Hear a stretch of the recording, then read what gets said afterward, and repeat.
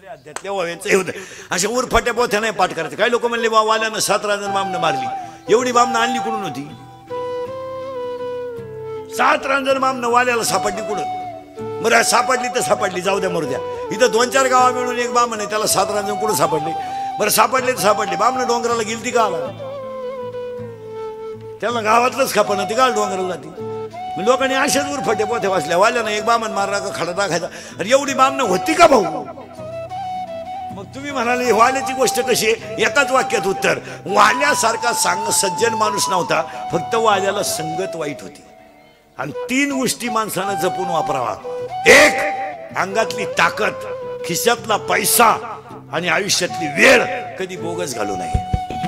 कधी बोगस घालायचे. अंगातली ताकद नको तिथं. मोर्चे काढायला काय वापरिता? दंगली करायला काय वापरिता? काय दंगली करायला अंगातली ताकद काय वापरायची? मारामारी करायला काय वापरायची? एखाद्याला घोडा लावायला काय वापरायची?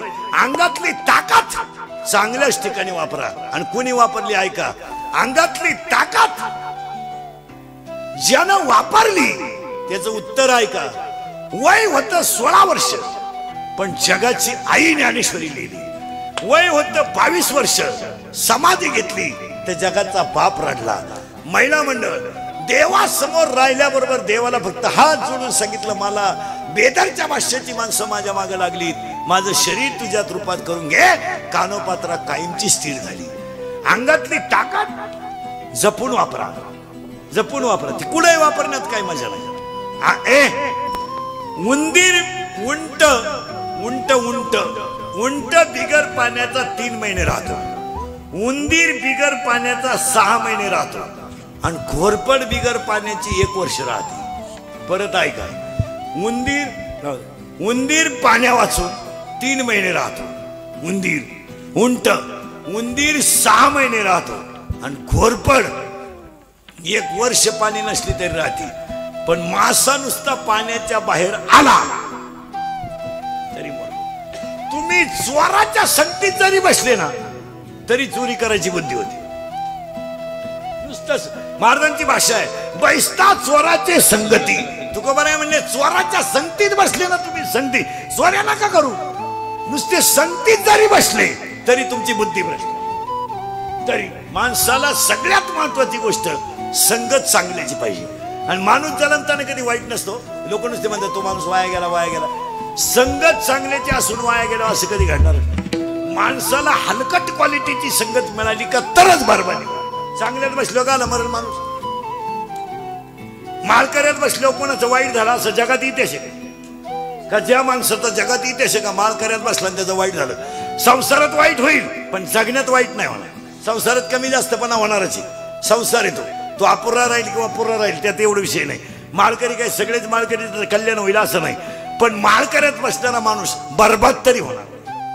हे कधी ध्यानात ठेवायचं. वाया नाही जाणार, वाया नाही. काही लोक म्हणतात तुम्ही खेळत नाही फक्त जुगारी पशी बसवतो. बसवतो म्हणल्यावर राणी पाहतो. राणी पाहिली का गुल्ल्या उठला, गुल्ल्या उठला का गुंठा गेला. माणसं नुसतं म्हणतात मी करीतो. तुम्हाला साधी गोष्ट आहे महाराज. आणि लोकांनी उरफाट्या पोट्या पात केल्या, उरफाट्या पोट्या पात केल्या. माणसं म्हणत तसं नाही येते. मांजरीच्या पिलाला धोका तिच्या पिलापासूनच, बोक्यापासूनच. कधी ध्यानात ठेवायचं, मांजरीच्या पिलाला सगळ्यात मोठा धोका बोक्यापासून आहे. सापाच्या पिलाला सगळ्यात मोठा धोका त्याच्या आईपासून. सगळं सापाची आई पिलं होत असताना, महिला मंडळ सापाची आई पिलं होत असताना शेताच्या बांधानं पळते. आणि पळत असताना पिलं मागं पडतात. ती काय करते, पिलं मागं पडत असताना गारक्यात फिरते. जेवढे सापडले तेवढे खाऊन टाकते. जे जलमल्या पळाले तेवढेच वाचले. साप वाढती का म्हणून नाही जास्त. साप वाढती का म्हणून सापांची संख्या एकदम कमी. सापाला आयुष्य किती माहिती का? 1000 वर्ष. 1000 वर्ष पठ्ठ्या मरत नाही साप. आणि तो कोणची गाठ घेत नाही. असं कोण नाही साप दिसतो का? कोणची निम्म्या बशी याच्यातल्या काही जणांनी अजून पाहिले नसेल. साप असं कोणची गाठ नाही घेते. जो माणूस आपला कट्टर दुश्मन आहे आणि तो जर मेला तर तो साप होऊन त्याची गाठ घेतो. कोणाची गाठ घेत नाही साप. साप कधीच नाही कोणाला भेटला. साप असा पागल बिगल आहे, कोणाला भेटला जे हरी असं भेटतो. साप कधी बी बदला घ्यायलाच दिसणार मला. साप तसा दिसणार नाही. साप कधी दिसणार नाही तसा. जसं सकाळी उठल्याबरोबर माळकरी मंडळी सकाळी उठल्याबरोबर जर कोंबडीची विष्ठा पायाखाली गेली तर एक ब्राह्मण मारल्याचं पाप आहे आणि ह्याच पापाचा लोक हिशोब धरते नाही. कोंबडी म्हणजे खेळ नाही, ती नर्तकी आहे, ती काही खट्याळबाई आहे, ती पूर्वी बारबाला होती. कोंबडी कोण आहे? कोंबडी कोण आहे महिला मंडळ? कोंबडी इंद्राच्या दरबारात नाचणारी नर्तकी आहे. वा, अप्सरा होती ती, तिला अधिकार दिलता चांगला, इंद्रा पुढे नाचत होती ती. पण ती दारू पिली एक दिवस वर, नाचताना तिचा तोल गेला. ती इंद्राच्या दरबारात नाचणारी अप्सरा मद्यप्राशन करून नाचली. इंद्राने तिला शाप देऊन टाकला, तू कोंबडी होशील आणि मृत्यू लोकात पिस करून खाशील. सोडाना पोत भर बाजरी हो, खाती कशी? कोंबडी जीवली, घडलं का? ही शापित प्राणी आहे. तुम्ही मी आपण शापित आहेत. आपल्याला मागचे किल्ल कर्म सुटल्याशिवाय सुटका नाही. माणसं म्हणते बा पैसा लागणारच नाही. तू जर मित्रच नालायक ठेवले तर तो काय तुला हरिपाठ शिकवतील? हे काहीच नाही, हे काहीच नाही. तिथं कर्म तपासायचं आणि पुढे चालायचं, कर्म तपासायचं आणि पुढे चालायचं, कर्म तपासायचं आणि पुढे चालायचं. असं बरळायचं नाही बा माझं नाही तुझं नाही. देव देवाच्या बापाला सोडित नाही तर तुम्हाला काय सोडेल? तुम्हाला गाळा सोडीन आणि मला गाळा सोडीन. त्याचा बाप त्यानं सोडला नाही. त्याचा बाप सुद्धा त्यानं बायकोच्या मांडीवर मारला. मांजरीच्या पिलाला धोका बोक्यापासून, सापाच्या पिलाला धोका त्याच्या आईपासून, मांजरीच्या पिलाला धोका बोक्यापासून, सापाच्या पिलाला धोका त्याच्या आईपासून, आणि तुम्हाला आणि मला धोका फक्त 3 माणसांपासून. एक मित्र. अंडरलाईन. आता कार्यक्रम संपले आपले मित्र तपासायचे. त्या सांगितले तुझी माझी शेवटची भेट, परत आपली गाडी घ्यायची नाही. तो म्हणला मी तुझ्या गाडीवर आलो पायी. तो म्हणला माणूस की उडत गेली माणूस. एक मांजरीच्या पिलाला धोका बोक्यापासून, सापाच्या पिलाला धोका त्याच्या आईपासून, आणि तुम्हाला आणि मला धोका 3 माणसांपासून. एक मित्र, 2 भाऊबंद आणि 3 पाहुणे रावळे. आता हे श्राद्धाला आलेले पाहुणे पहिल्या पंक्तीला जेव घालायचे, पाण्या पावसाच्या हात काढून द्यायचे. ते जर म्हणले ना आम्ही मुक्कामाला तिकडे डांबरीला झोपा, आम्ही माणूस की सोडून दिली, पुन्हा नाद नाही करायचा. पहा, एक वाक्य सांगा महाराज, दूध घालणारे लोक ध्यानात ठेवा. दुधाची किटली वाळायच्या आत जो घरी जातो तो दुधावर स्लॅब टाकतो. दुधाची किटली वाळायच्या आत जो दूध घालून घरी जातो तो दुधावर स्लॅब टाकतो. जो किटली इसरून येतो त्याला तो सुधारणार. दूध घालणारे लोक अंडरलाईन करून घ्या वाक्य, किटली वाळायच्या आत. काहींच्या किटल्याच डेअरीवाले आणून देतात, किटली राहिली. काहींची तर बापाची किटली इसरली, पोराला धाब्यावर सापडली, ती आईला आमचीच किटली. दोघही तिथंच होती. असं नाही ते. मांजरीच्या पिलाला धोका बोक्यापासून, यात आपल्याला धोका 3घांपासून. उदाहरण एका मिनिटात. भाऊबंद. आता भाऊबंदापासून पहिला धोका, पहिला मित्र, दुसरे भाऊबंद, 3 पाहुणे रावळे. पुन्हा उत्तर नीट ऐका. 80,000 बायका, 1,00,000 पोरं, 1,25,000 नातू. टेली मारा बर का. 80,000 बायका, 1,00,000 पोरं, 1,25,000 नातू. एवढी इस्टेट होती रावणाची. रावणाच्या घरात माणसं होती 4,30,000. 4,30,000. कोणत्याही मतदारसंघात रावण उभा राहिला असता. 4,30,000 गठ्ठा मतदान. फुटायचं नाही, कोणाला पाजायचे नाही. आता या आज जे निवडून येते नाही यांनी एक करायचं, फक्त गेलेल्या पैशाची टॅली करायची आणि पडलेल्या मतदानाची टॅली करायची आणि त्याला भागायचं. एक मत केवढ्याला पडलं एवढी टॅली काढायची. खर्च कोणता काढायचा माहिती का? खांड खुंड, रसा बिसा, जुलाब बिलाब, उलट्या बिलट्या, रात्री वाटलेले वाटायला दिलेले सगळ्याची टॅली करा. सभेच्या खर्चाची टॅली करा, ग्राउंड साप्ताहिकाची टॅली करा, माईकचे वजा करा, कोंबडीचे वजा करा, रश्याचे वजा करा, कार्यकर्त्यांच्या रॅलीचे वजा करा आणि पडलेल्या मताला त्यांना भागा. केवढ्याला मत पडलं? एकही माणूस 10,000च्या खाली नाही. काढा नाही हिशोब, मी बराच हिशोब काढला सकाळी उठल्या उठल्या. एकही माणूस 10च्या खाली नाही. 10,000ला एक.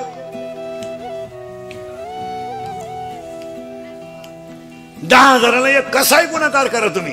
काढा ना टॅली, काढा ना तुम्ही. एक साधी टॅली काढा, साधी काढा ना टॅली. बोकडे केवढेच धरता, खांड केवढेच धरता, 90 केवढ्याच धरत्या, वड्याची केवढ्याला धरत्या. आदल्या दिवशी 100-300 फुली धरा. चला काढा ना हिशोब. तुम्ही बधीर होईल तुम्हाला काय तुम्ही घेल असल्यामुळं हू होईन सुई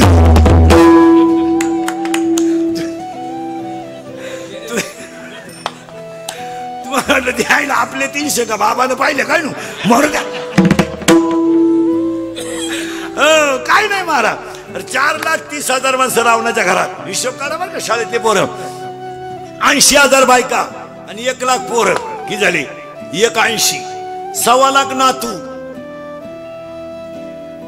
3,05,000 आणि 1,00,000 पंतू 4,30,000 4,30,000 माणसं रावणाच्या घरात मोबाईल मध्ये घेऊन जा बरं का उदाहरण घरी रोज ऐका 4,30,000 माणसं रावणाच्या घरात रावणाला इंद्रजित नावाचा मुलगा होता त्याचं पहिलं नाव मेघनाथ होतं आणि त्यानं इंद्र जिंकल्यामुळं त्याचं पहिलं नाव पडलं होतं इंद्रजित रावणाला एक भाऊ होता त्याचं नाव बिभीषण होतं इतका हुशार माणूस होता तो बिभीषण त्यानं बसल्या बसल्या विचार केला एक दिवस आपल्याला रावण कधीच आटपणार नाही आपण एक आयडिया केली तर जर रामाची रावणाची लावून दिली तर जिंकलो आपण मी भावंत की पहिल्यापासून मारा उगाच भुकातात लोक नाही ते पहिले मग हे फक्त 8 बदलून जन्माला आलेत नाही तर टोळी तीच आहे ऐका त्या इंद्रजिताने काय केलं महाराज डायरेक्ट रामाला जाऊन गाठवलं ते मध्ये थांबला नाही गडी कच्चा नव्हता तो त्यावेळेला रामाला एकच वाक्य सांगितलं तुझ्या आयुष्यात तुला सीता मिळणार नाही सीता रावणाच्या ताब्यात आहे सीता तुला मिळणार नाही तुला काय करावं लागेल तो रावण मारायच्या भानगडीत पड नको पहिला इंद्रजित मिळाला पाहिजे काय विचार आहेत महाराज चुलत्यानं मीटिंग घेतली पुतण्या मारायची पाहता काय माहिती चुलत्यानं आणि त्या चुलत्याचं नाव बिभीषण मारायचा कोण इंद्रजित पण त्यानं एक दम दिला त्याला इंद्रजित मारायचा पण त्याचा जो हात आहे इंद्रजिताचा तो इंद्रजिताचा जो हात आहे त्यानं 14 वेळा इंद्र जिंकले त्या हाताला असं वरदान आहे जर इंद्रजिताच्या हातात कधी बाण आला आणि त्यानं जर बाण लावला तर समोरचा माणूस जगू शकत नाही तू फक्त एक कर रामा मार इंद्रजित पण एक करायचं त्याच्या हातात बाण येता कामा नाही काय बोलायचंय महाराज इंद्रजितानं भात्यात खाली माग हात घातला आणि समोरून असा बाण आला तर इंद्रजिताचा हात ढोपरातून उडाला तेवढ्या झपाट्यात जर कधी इंद्रजिताच्या हातात बाण आला असता कार्यक्रम रामाचा सुद्धा झालाच असता पण फुटलेला घरातला होता तो तुटलेला हात अंगणात पडला भूकंपासारखा आवाज झाला आणि इंद्रजितात हात अंगणात जाऊन पडला रावणाची बायको बाहेर आली महिला म्हणत सुलोचना तिचं नाव सुलोचना होतं पतिव्रता होती पतिव्रता कळतो ना मला म्हणजे परत माय 5 मिनिटं जातील असे पतिव्रता ह्या शब्दाचा अर्थ असा आहे पतीच्या अगोदर नंतर झोपते ना अगोदर उठते तिला पतिव्रता म्हणतात आपल्या घरात पाणी कोणता पितर आहे पप्पा का मम्मी पप्पा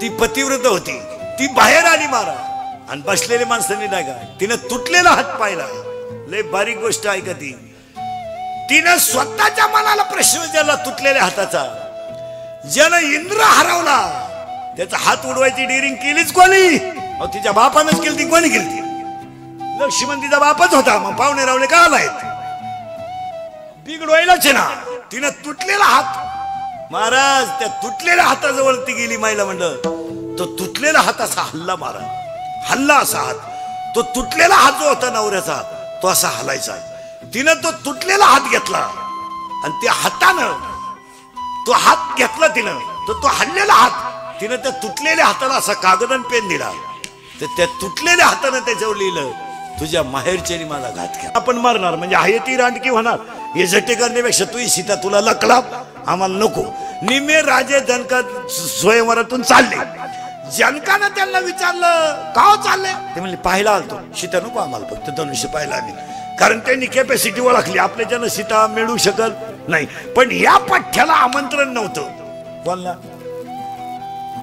रावणाला आणि रावणाला आमंत्रण नव्हतं पण आलाच आणि तुमच्या माझ्या शरीरात सगळ्यांच्या शरीरात आमंत्रण नाही पण आला त्या रावणाचं नाव आहे अहंकार तुमच्या माझ्या सगळ्यांच्या शरीरात काय आहे रावण रावण अहंकार लाल कांद्याचे पैसे झाले सासऱ्याने ट्रॅक्टर घेतला डाळिंबातला सुनमाई म्हणली मा पाय लागला ट्रॅक्टरच आला. आता तुहा पाय इतका चांगला होता तर तुझ्या बापाला का ग जप्तीची नोटीस आली? तिला मी कष्ट करते याचा काय झाला? अहंकार. दोन भाऊ वाहिले निघले, थोडल्यानं जीसीपी घेतला. जीसीपी धाकट्या मुरीत आंघोळ करीत होता. बायकोनं उघडा वडीत आणला बाहेर आणि त्याला म्हणली पाय पाय पाय. एकत्रपणा ढापलं ना, आता बाहेर काढलं तर म्हणला पाहतो पण अंडर पॅन्ट पिळू दे ना, गार आठलो मी. काय झाला तिला? ग. आता ऐका, त्या राक्षसाचं नाव काय? रावण. आणि तो रावण आला, पण इथं शब्द लय बारीक बारीक आहे बरं का, गोष्टी नुसत्या पाठ नाही करायच्या. रावण आला आणि रावण जनकाला म्हणतो का रे एवढं मोठं स्वयंवर मांडलं, मला आमंत्रण का नाही? का हा शब्द सुद्धा परत अहंकाराचे का नाही? जनक हुशार होता. जनकाने सांगितलं याला जनकाने सांगितलं याला काय झालंय? अहंकार. मग जनकाने एकच उत्तर दिलं, रावणा तुझ्यासारख्या एवढ्या मोठ्या सम्राटाला धनुष्य उचलायला बोलवलं म्हणजे तुझा अपमान आहे. बिघडला रावण, फुगलं रावण. दोन माणसांपेक्षा कधी मोठं व्हायचं नाही. एक आई बापापेक्षा कधी मोठं व्हायचं नाही आणि गुरुपेक्षा कधी मोठं व्हायचं नाही. कोणापेक्षाही मोठे व्हा तुम्ही, कोणापेक्षाही व्हा, पण आई बापापेक्षा मोठं व्हायचं नाही. आणि गुरुपेक्षा कधी मोठं व्हायचं नाही. महिला म्हणलं तुम्हाला जर कधी कोणी विचारलं सासू सासरे तुमच्यात आहेत का, तर तुम्ही त्यांना उलटवून सांगायचं मी त्यांच्यात आहे. असं नाही म्हणायचं ते माझ्यात आहे. तुम्हाला ती फुगीरपणाची सवय लागली माझ्यात असं बुकायचं नाही. मी त्यांच्यात आहे का? विहीर त्यांचे, जमीन त्यांचे, जो खिलारी माझ्या ताब्यात आहे तोही त्यांचा आहे. फक्त मी त्याला ये संतो असल्यामुळे तो माझं सोडून कोणचं ऐकत नाही. दोघांपेक्षा कधी मोठं व्हायचं नाही. आई बापापेक्षा मोठं व्हायचं नाही आणि गुरुपेक्षा कधी मोठं नाही. थोडं वाजवता यायला लागलं का ते म्हणते आमच्या गुरुलाच बोल येत नव्हती. थोडं गाता यायला लागलं का ते म्हणतो गुरु माया पुढे वाजितच नव्हता. अशा भंगार गप्पा नाही आणायच्या. गुरुपेक्षा कधी मोठं व्हायचं नाही आणि आईबापापेक्षा कधी मोठं व्हायचं नाही. पुरुष मंडळीला कधी सांगतो, कोणी जर म्हणलं ना तुमचे आईबाप, त्यांनी सांगितलं ते माझ्यात नाही मी त्यांच्यात आहे. सगळं त्यांचं आहे, मी त्यांच्यात आहे. सासरे माझ्यात आहे. एका गावात एक कार्ट होते, त्याला पाहिलं का बँडवाल्याला घाम यायचा, इतकं माझं टेल मरणाचं नाचायचं. म्हणून त्याच्या बापानं त्याला कोल्हापूरला नेऊन घातलं. भेषात कमी म्हणले पैलवान होईल. ते घातलं पंढरपूरला नेऊन. ते पंढरपूरला गेलं कुस्त्या खेळायचं, ते नुसते अंडेच आणायचं, पण ते अंडे फोडून नव्हतं खात, डारफाला सगळं बसवायचं. ते मरणाचं माज आठलं. ते जत्रात थोड्या उड्या आणल्या त्यानं. एक दिवस त्यानं कुस्ती खेळला, पण महाराज त्यानं एक दिवस अशी कुस्ती आणली रेवड्यांवरच्या तर संपल्या, पण महाराष्ट्र केसरीच झालं होते. ती गदाच घेऊन आलं गावात. गदा घेऊन आलं गावात म्हणल्यावर लोक म्हणले पहा आपल्या गावाचं नाव एवढं मोठं केलं त्यानं, त्याचा सत्कार ठेवा. गाव बिघडोय लोक राहतात, सत्कार ठेवा. सत्कार बित्कार झाला, नाश्ता बिष्टा झाला. मग एक जण म्हणला त्याला 2 मिनिटं बोलू द्या. आता आपल्याला माहित होतं ते बंगाली काही बोलत, कार्यक्रमावर पाणी पडल, पण काहींना होऊन द्या, बोलू द्या बोलू द्या. आणि ते उठलं बोलायला. आता ते याडच होतं. त्यानं पहिला दणका वापरला भाषणात. गावाची तर झिरावली. गाव मला लय नाव ठेवत होतं ना, गावाची तर जिरावली. आता एकच इच्छा आहे फक्त, एकदा गुरु उलटा पालटा करायचा बस. लोक म्हणले काल आणलं हे औषध, काही काम होतं घ्यायला बोलवायचं. काल बोलवायचं. ते गेलं घरी, ते गेलं गुरुकडे गेलं. तर गुरु भजन करीत होते, हा गेला. आणि गुरु भजन करीत होते, हा गुरुकडे गेला. गुरु म्हणले कल्याण. तो ना कल्याण नाही, भेंडी नाही, उद्या आपली होणार. गुरु म्हणला आता माया दिसत्यात बरगड्या, तू मोकार माझाटलाय, तो एक कवळी घातली तर मला पायाला सुद्धा होणार नाही. ये बा उद्या. हे गेलं ना अख्ख्या रात खोलीत उड्या हाणायचं, व्यायाम करायचं. 3 वेळा हंड्याची मांडणी पडली त्याच्या बोकांडी.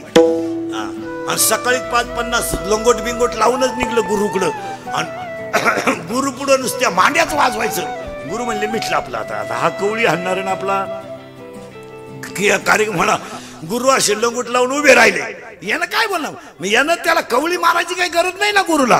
पण हे जसं गेलं तसं त्यानं गुरुला कवळी मारली. गुरुनं एकच डाव टाकला, असं उलट पालट केलं, तोंडातच माती गेली.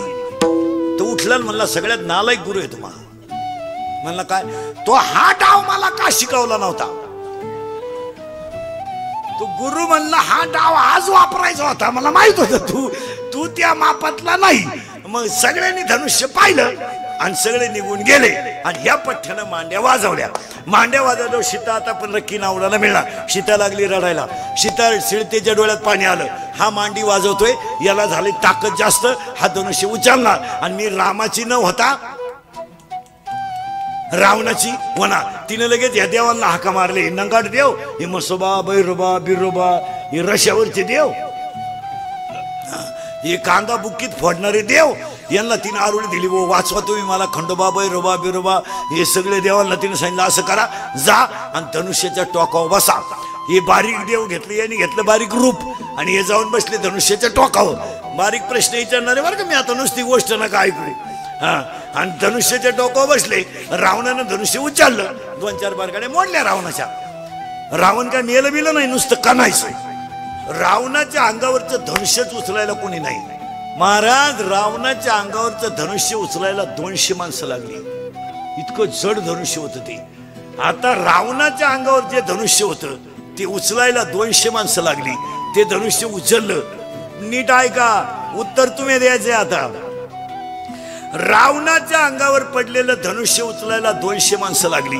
इतकं धनुष्य जड होतं. ते धनुष्य सीता अंगणात घोडा घोडा करून खेळत होती. ते धनुष्य सीता अंगणात घेऊन घोडा घोडा खेळत होती. तर ते धनुष्य रावणाच्या अंगावर पडलं तेव्हा उचलायला 200 माणसं लागली. मग ती सीता रावणानं उचलली कशी? 5 मिनिटं घ्या तुम्हाला सगळ्यांना. 5 मिनिटं घ्या, निवांत डोकं खाजून मला उत्तर द्या. रावणाच्या अंगावर पडलेलं धनुष्य उचलायला 200 माणसं लागली. एवढं धनुष्य जड होतं.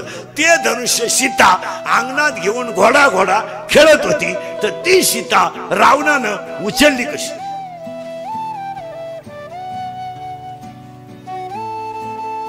त्या ताण थोडा. आणि आमची महाराज मंडळी म्हणते रावण आला आणि कवळी मारून गेला. बावळटपणा करू नका. रावण हा अहंकार आहे आणि सीता ही माया आहे. आणि माया अहंकाराबरोबर जाणारच. तुम्हाला मला पहिला कोण झालाय? अहंकार. त्यामुळे तयार कोण झाली? माया. हे माझं आहे. आणि अहंकार आणि माया एकत्र आली का सीता रावण येणारच. मग हनुमंतासारखा भक्त जेव्हा येईल, याचा अर्थ असा, अंतकरणात भक्ती उत्पन्न झाली का अहंकार गळतो. अहंकार गळला का माया तुटते. आणि माया तुटली की तो देव होतो. तुम्ही देवा ते भजाल, देव तुम्हा दृष्टवेल आणि परस